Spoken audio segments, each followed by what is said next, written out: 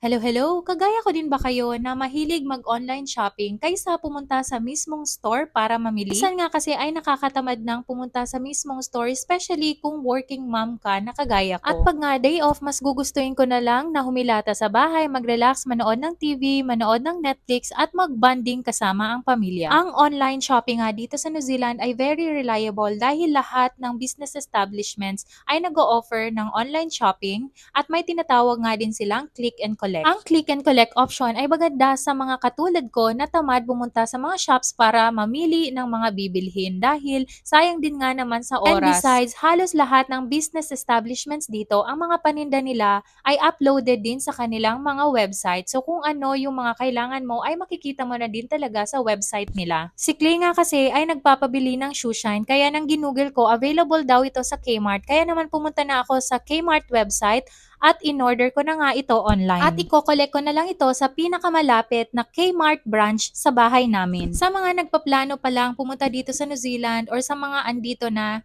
itong Kmart pala, dito kayo makakabili ng mga affordable homewares, furniture, electronics, toys, and kids clothing. Kaya usually sa mga nag-uumpisa pa lang na pamilya dito sa New Zealand, kung gusto nyong bumili ng maayos na gamit, ay pwedeng-pwede na talaga dito sa Kmart. Ang nagustuhan ko pa nga dito sa Kmart, New Zealand, ay pag nag-order ka within the day, pag before their cut-off, ay pwede mo pa nga ma-pick up yung item mo on the same day. O kaya naman, the following day mo na siya mag-pick up. After mo mag-order online, ay makaka-receive ka ng notification about your order, and after that, makaka-receive ka din ng email or text notification na available na yung order mo for pick up. Nung pag-collect ko nga nung item, ay tumingin na din ako sa mga gamit sa bahay dahil kinakailangan ko na din nga bumili ng dish rack para sa work. Nagkataon lang na hindi available yung hinahanap ko, kaya nag-ikot-ikot na lang ako ng mabilis. Sa pagkakaalam ko nga, ang click and collect ay available na din sa ibang parte ng Pilipinas, and I hope maging available siya sa buong Pilipinas